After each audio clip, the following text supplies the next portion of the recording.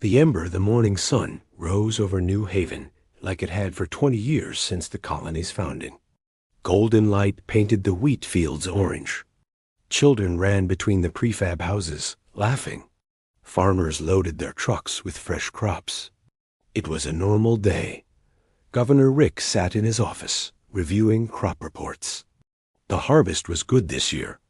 Earth would be pleased. His assistant brought him coffee. He smiled and thanked her.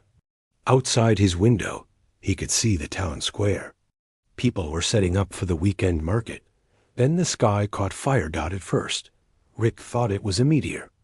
But meteors don't hover. 6 massive ships dropped from orbit, their hulls black as space itself. They were shaped like blades. No lights, no markings. Just silent and terrible. Rick ran to the communications console. This is Governor Rick of New Haven Colony. We are a peaceful settlement. Please identify yourselves. Silence. I repeat, please identify. The first beam struck the western farms. 10,000 acres turned to glass in seconds. The blast wave shattered windows across the town. People screamed. Children cried. Rick grabbed the emergency channel. Tom, get to the defense grid. Tom was already there. He was the colony's defense coordinator, though that was mostly a ceremonial job. New Haven's weapons were designed to shoot down asteroids, not warships. He stared at his screens in horror. Governor, I'm reading 6 capital ships. Military grade. Our shields won't even slow them down. Another beam. The northern settlement vanished. 3,000 people. Gone. Just like that. Rick's hands shook as he typed. He sent one message. One distress call to Earth. He included everything. The attack. The ships. The coordinates. He hit send just as the beam struck the communication tower. The building shook. Ceiling tiles fell. His assistant screamed. Rick pulled her under his desk as the walls came down. Evacuate. Tom's voice crackled over what remained of the local network. All evacuation pods. Launch now. Across New Haven, families ran. They grabbed children, pets, anything they could carry. The evacuation pods were small, designed for emergencies like reactor failures or toxic spills. Not for this. Never for this. The pods launched into the sky like frightened birds. The alien ships waited. Then they fired. Beams of purple light cut through the pods like paper. Most exploded. Some just stopped, frozen in space, their systems dead. One cargo hauler made it. Just one. Captain Lisa was already loading it when the attack began. She was a freight runner, her ship old and slow. 200 people crammed inside. She didn't wait for more. She couldn't. The alien ships were turning toward her. Hold on. She screamed and punched the engines. The hauler groaned. It wasn't designed for atmospheric escape at full burn. Metal creaked. Someone was crying in the cargo bay. Lisa didn't look back. She watched the alien ships on her scanner. They were following. Then they stopped. Lisa didn't question it. She jumped to light speed the moment she cleared the gravity well. Behind her, New Haven burned. On the surface, Commander Vex watched the last human ship vanish. He was tall, scaled, with 4 arms and cold yellow eyes. His species, the Draxans, ruled 40 star systems. They were conquerors. It was what they did. Sir, one ship escaped, his lieutenant reported. Let it go, Vex said. They need to tell the others what happened here. He walked through the burning colony. Bodies lay in the streets. Buildings still collapsed around him. He found a school, its walls cracked open. Inside, children's drawings covered one wall. Stick figures holding hands. Smiling suns. Planets and stars. Vex stared at them for a moment. Then he turned away. Claim the colony. Fortify the landing zone. This world is ours now. His soldiers moved through the ruins. They planted their flags, set up their equipment. New Haven was no more. It was just another Draxan outpost now. 3 weeks later, the damaged cargo hauler arrived at Earth. Lisa could barely keep the ship together. One engine was dead. Life support was failing. But they made it. Earth's orbital defense network locked onto them immediately, then recognized the colony ship's signature.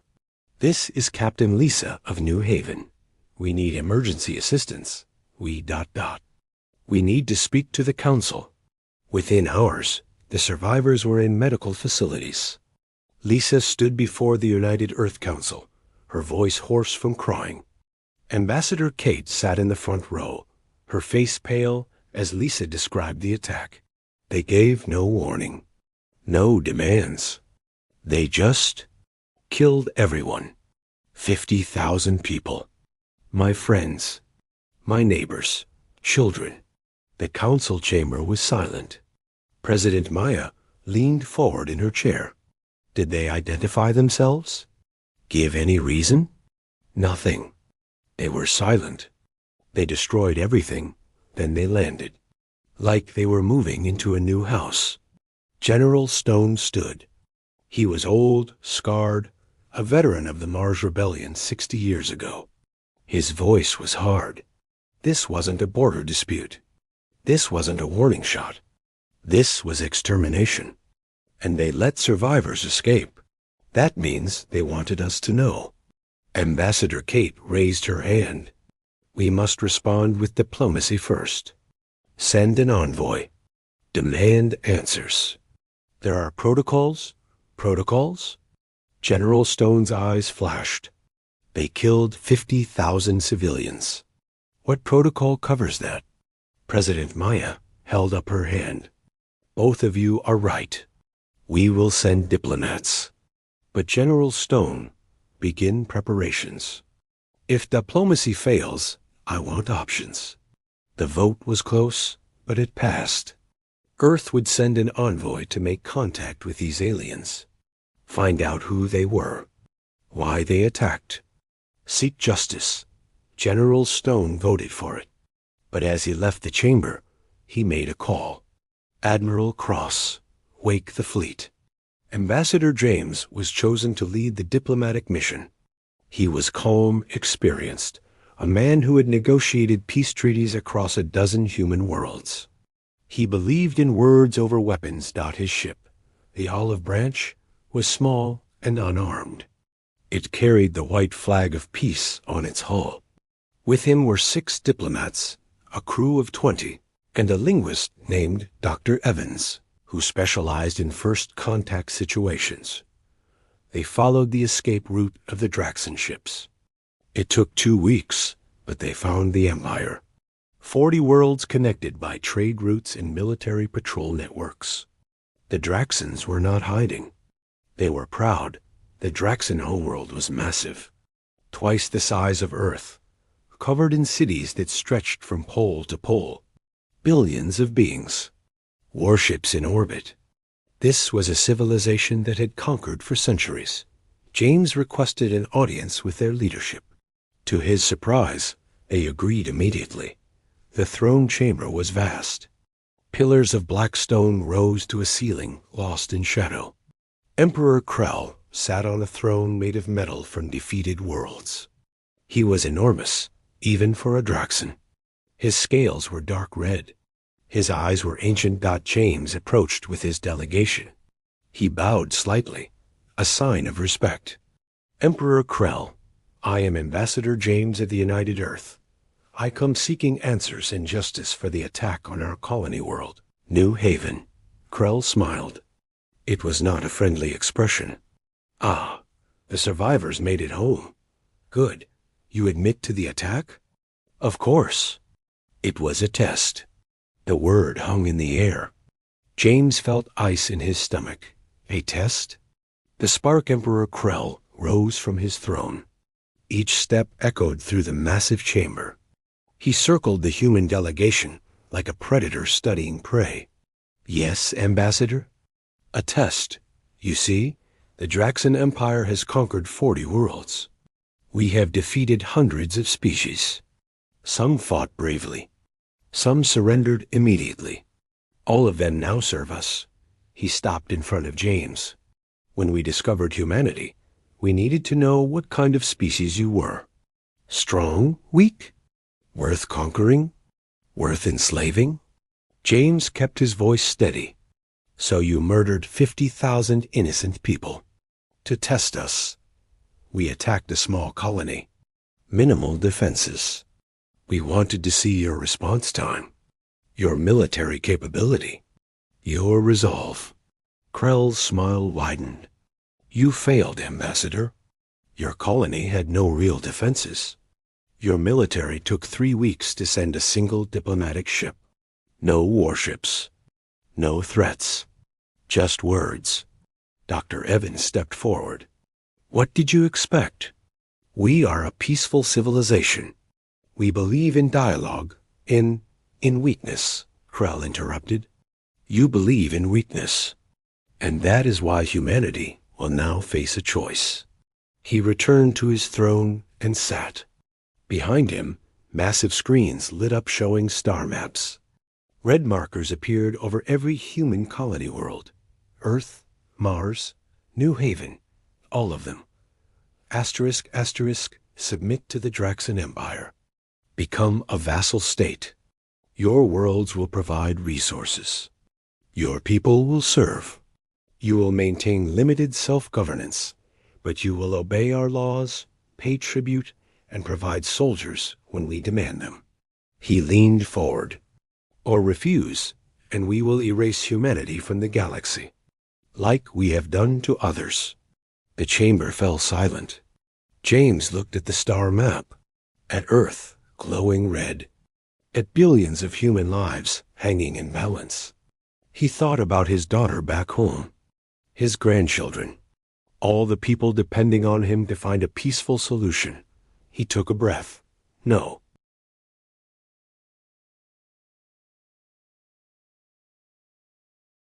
You attacked without warning, without cause. You murdered 50,000 people to satisfy your curiosity. You believe might makes right, that strength is all that matters. James met the Emperor's gaze without flinching. Humanity does not bow to murderers. We do not submit to tyrants. You want an answer? Here it is. No, we will never serve you. For a moment, Krell looked genuinely surprised. Then he laughed. It was a deep, rumbling sound that shook the pillars. Foolish. Brave, but foolish. You have 3 of your months to reconsider. After that, my fleets will visit every human world. And there will be no survivors to send messages this time. He waved his hand. Guards, escort them out. Draxan soldiers surrounded the delegation. They were not rough, but the message was clear. As James and his team walked back to their ship, one of Krell's advisors approached the throne. Emperor, what if they prepare defenses? 3 months is... It doesn't matter, Krell said. We have already scouted their worlds. They have trade ships, colony vessels, mining rigs. They have no military fleet, no real weapons. They are farmers and scientists playing at civilization. They will send more diplomats. They will beg. And when they realize we are serious, they will submit. They all do. The olive branch jumped to light speed the moment it cleared Draxan space. James sat in his quarters, his hands shaking. 3 months. Humanity had 3 months before extinction. Dr. Evans entered without knocking. We have to recommend surrender. We have no choice. You saw their fleet, their worlds. We cannot fight that. No, James said quietly. What? I said no. I will not recommend surrender. He stood and looked out at the stars rushing past. 50 years ago, I helped negotiate the end of the Belt Wars. Do you know what I learned? Bullies only understand one language. If we submit now, We will be slaves forever. They will take everything, our freedom, our dignity, our future. But we cannot win. Maybe not. But we can make them pay for every inch. James turned to face him. We will return to Earth. We will tell the Council everything. And then we will let humanity decide. Earth. The council chamber was packed. Every representative was present. The gallery was full of reporters, military officers, civilian observers. President Maya sat at the center. Her face carved from stone. James stood at the podium and told them everything. The test, the ultimatum, the 3-month deadline. When he finished, the chamber erupted. We must negotiate. We need more time. They'll kill us all. President Maya slammed her gavel. The noise died. General Stone, military assessment. Stone stood. He was calm. Too calm. 3 months ago, when the attack happened, I began preparations. With the President's quiet authorization, we have been mobilizing. Screens around the chamber lit up. Shocked gasps filled the room. For 200 years, since the Earth Unity War, humanity has maintained a secret. We swore we would never be unprepared again. We would never be caught defenseless. Images appeared. Massive shipyards hidden in asteroid fields. Battle stations disguised as mining colonies. Weapons research facilities on barren moons.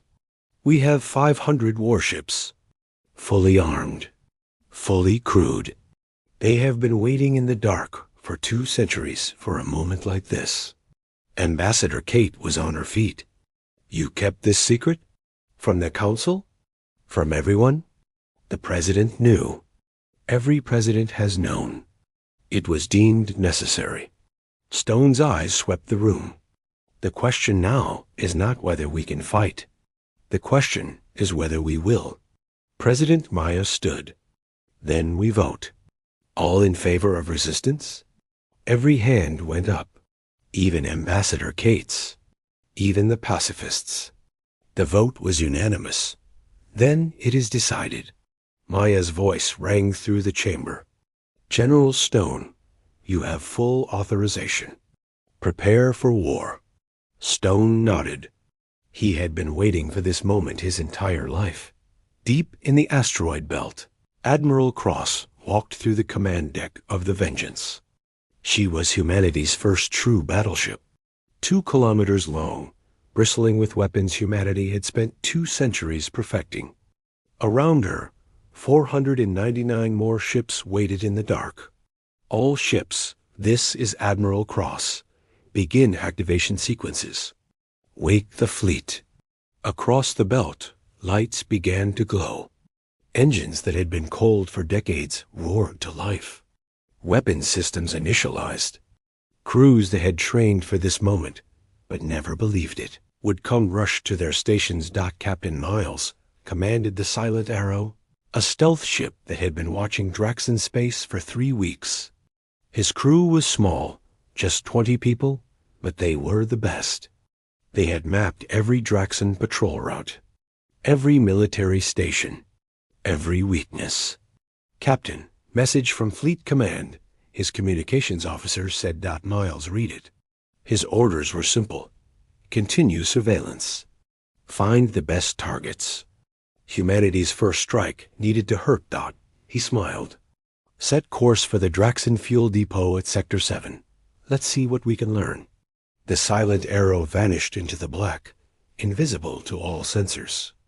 Behind it, humanity's fleet began to move. New Haven's ruins. Commander Vex stood on what used to be the governor's building. His soldiers had turned the colony into a fortress.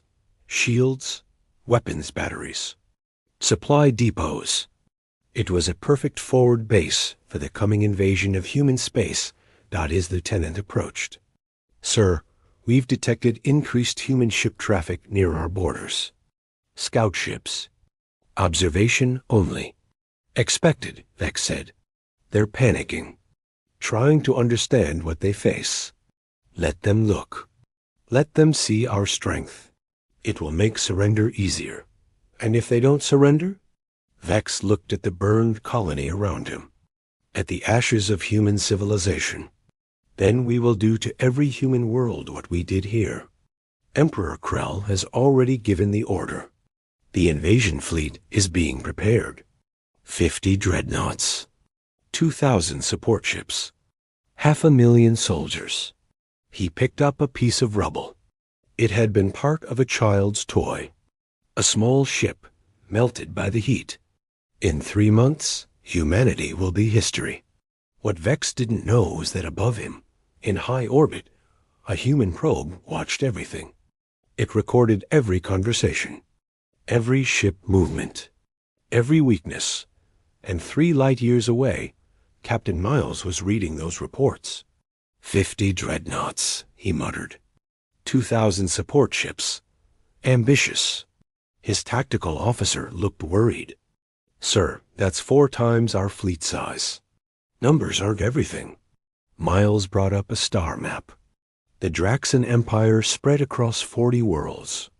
But they were overconfident. Their patrols were lazy. Their supply lines were stretched.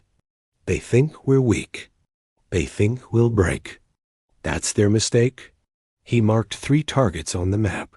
Fuel depots. Far from the homeworld. Lightly defended. General Stone wanted to send a message. Let's give him one. Miles smiled coldly. Prepare Strike Package Alpha. We're going to teach the Draxans what happens when you wake up humanity. Asterisk the Inferno. Captain Miles stood on the bridge of the Silent Arrow as it drifted through the darkness. Ahead, the Draxan fuel depot hung in space like a metal flower.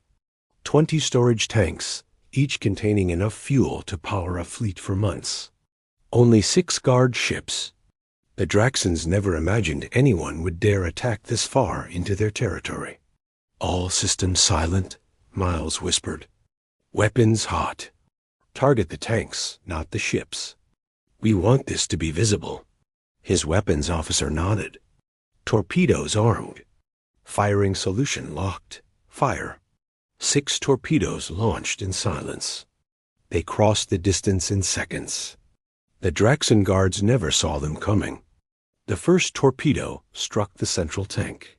For a heartbeat, nothing happened. Then the sky caught fire. The explosion was visible from 3 star systems away. 20 tanks detonated in a chain reaction. The guard ships vanished instantly. The shockwave destroyed a nearby mining station. Millions of tons of fuel earned in a miniature sun. Miles watched the flames. Message sent. Jump to target 2. The Silent Arrow vanished into light speed before the Draxans could even send a distress signal. Emperor Krell was in a strategic meeting when the news arrived. An aide rushed in, his scales pale with fear. Emperor! The fuel depot at Sector 7. It's been destroyed. The room fell silent. Krell slowly turned. Destroyed? How? Unknown attackers. 6 torpedoes. Precision strike. Total loss. The entire depot is gone. One of Krell's generals stood. Impossible. That sector is deep in our territory. No enemy has ships that can. The aide's communicator beeped. Then again. Then continuously. Emperor. Reports coming in. Depot 12 is under attack. Depot 9 is gone. Supply Station 15 is. Emperor, we're being hit everywhere. Krell's eyes widened. Across his empire, human stealth ships struck like ghosts. Fuel depots. Supply stations. Communication relays. Nothing major. Nothing that would cripple the Empire. But enough to send a message. You are not safe. Not even here. Find them. Krell roared. Send patrol fleets to every depot. I want these attackers found and destroyed. But the human ships were already gone. They struck and vanished. By the time Draxan fleets arrived, there was only wreckage and silence. In 3 days. Humanity destroyed enough fuel to power the invasion fleet for 6 months. They crippled communication networks that took years to build. They showed the Draxan Empire something it had not felt in centuries. Fear. Asterisk.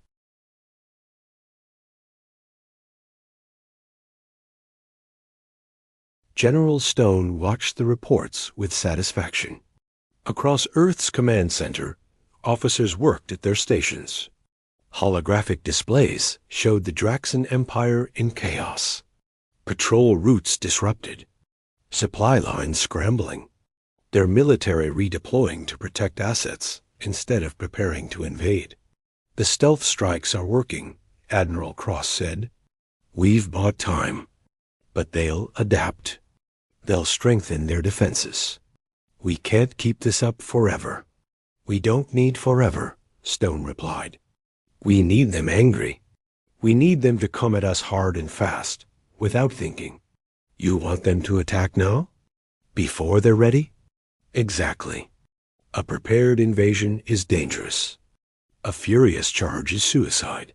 He pulled up a star map. Captain Miles, how long until they locate your ships?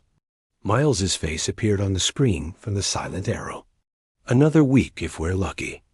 They're getting smarter. Laying traps. We'll have to pull back soon. Then make your last strike count. Hit something that will make Krell lose his mind. Miles smiled. I have just the target. Miles out. Commander Vex paced on New Haven. His orders had changed. The invasion was being moved up. Emperor Krell wanted humanity crushed now. The insult of the raids demanded immediate response. Sir, the invasion fleet is gathering, his lieutenant reported. 50 dreadnoughts. 2,000 support ships. They'll arrive in 1 month. Vex nodded. And our ground forces? Ready, 500,000 soldiers. Once the orbital bombardment is complete, we'll land on every human world simultaneously. Earth, Mars, all the colonies. This time, no survivors. What Vex didn't know was that the probe in orbit had recorded everything. And humanity was preparing a welcome. Earth. President Maya stood before every screen in human space. Her speech was broadcast to 5 billion people across 20 worlds. My fellow humans, you have heard the news? The Draxan Empire is coming. In 1 month, their fleet will reach our borders. They expect us to surrender. They expect us to beg for mercy. She paused. They are wrong. Images appeared behind her. The 500 warships of humanity's hidden fleet. Battle stations coming online. Planetary defense grids activating on every world. For 200 years, we prepared for this moment. Not because we wanted war, but because we swore we would never be victims again. The Draxans think we are weak. They think we are farmers and scientists who cannot fight. Her eyes hardened. They are about to learn the truth about humanity. When you push us, we do not break. We burn. On Mars, miners put down their tools and picked up rifles. On Europa Station, scientists became soldiers. On every human world, civilians volunteered for defense forces. Factories that built ships and stations now built weapons and armor. Humanity was waking up. And it was angry. The silent arrow approached its final target. It was deep in Draxan space, closer to the homeworld than any human ship had ever gone. Captain Miles knew this was suicide. But it would be worth it. There, his navigator said. The Imperial shipyard. It was massive. A construction facility that built Draxan warships. 15 dreadnoughts in various stages of completion. Thousands of workers. This was the pride of the Draxan military. 1 shot, Miles said. We won't get another chance. Target the main reactor. Maximum yield. His crew worked in silence. They all knew they probably wouldn't make it out. But they had families back on Earth. Friends. People they loved. And the Draxans had killed 50,000 humans just to test them. This was personal. Firing. The torpedo struck true. The shipyard's main reactor went critical. The explosion tore through the facility like a hurricane. 15 dreadnoughts, half-built and defenseless, were destroyed in seconds. Years of work. Billions in resources. Gone. The silent arrow was already running, but the blast wave caught them. Alarms screamed. Hull breaches on 3 decks. Engines damaged. They limped toward the jump point as Draxon patrol ships closed in. "We're not going to make it," the navigator said calmly. Miles gripped his chair. "Yes, we are. Divert all power to engines. Life support to minimum." The ship shook as Draxon weapons fire hit their shields. The jump point was so close. Just a few more seconds. Shields failing. Jump now. The silent arrow vanished into light speed 1 second before the shields collapsed. Behind them, the Imperial shipyard burned. And in his throne room, Emperor Krell received the news. 15 dreadnoughts. Destroyed. His pride. His power. Reduced to ashes by these weak humans. He stood slowly. His advisors backed away. They had never seen him this angry. "Move the invasion up. I don't care about preparations. I don't care about supply lines." His voice was ice and fury. "I want every ship we have sent to human space. I want their worlds burned to bedrock. I want every last human dead. No prisoners. No mercy. Total extermination. But Emperor, if we rush, now." The order went out. Across the Draxon Empire, the invasion fleet scrambled. 40 dreadnoughts instead of 50. 1,500 support ships instead of 2,000. They were undermanned, undersupplied. But they were coming, and they were coming for blood. General Stone received the intelligence from the silent arrow. Captain Miles had made it back, barely. His ship was destroyed, but his crew survived. "They're coming early," Stone said. 3 weeks instead of a month. Smaller fleet, but still 3 times our size. Can we win? President Maya asked. Stone was quiet for a moment. Then he smiled. It was not a happy expression. "The Draxons have numbers. They have experience. They have conquered 40 worlds." He pulled up tactical displays. "But they've never fought humans before. They don't know what we're capable of. They think this will be easy." He zoomed in on the star system where humanity would make its stand. A place called Devil's Gate. A narrow corridor of space with asteroid fields and unstable gravity wells. Perfect for an ambush. "We'll meet them here. We'll bleed them. And when they realize they can't win easily, when they're committed and angry and desperate." Stone's smile widened. "That's when we show them what humanity really is." Admiral Cross stepped forward. "The fleet is ready. 500 ships. Every captain knows the plan. We hold at Devil's Gate. We make them pay for every meter." "And the colonies?" Maya asked. "Evacuated to underground shelters. Planetary defense grids are active. If any Draxon ships get through, they'll face a fight on every world." Stone looked at the president. "This is it. Everything we've prepared for. Everything we've feared. It's here." Maya nodded.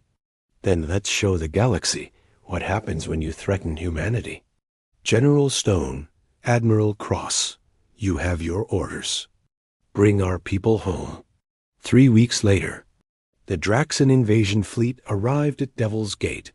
Commander Vex stood on the bridge of his dreadnought, the Iron Fang. Around him, 40 massive warships and 1,500 support vessels dropped out of lightspeed. It was the largest fleet the Draxon Empire had ever assembled. "Scan for human ships," he ordered. His sensors officer worked frantically. "Sir, I'm reading 500 contacts, battleships, cruisers, destroyers. They're waiting for us in the asteroid field." Vex stared at the tactical display. 500 ships. He had expected a dozen at most. The intelligence was wrong. Completely wrong. Where did they get a fleet? No one had an answer. Then the human fleet lit up. Weapons charged. Shields activated. And across every channel, a single message broadcast. Admiral Cross's voice was calm, cold, final. This is Admiral Cross of the United Earth Fleet. You came to our home.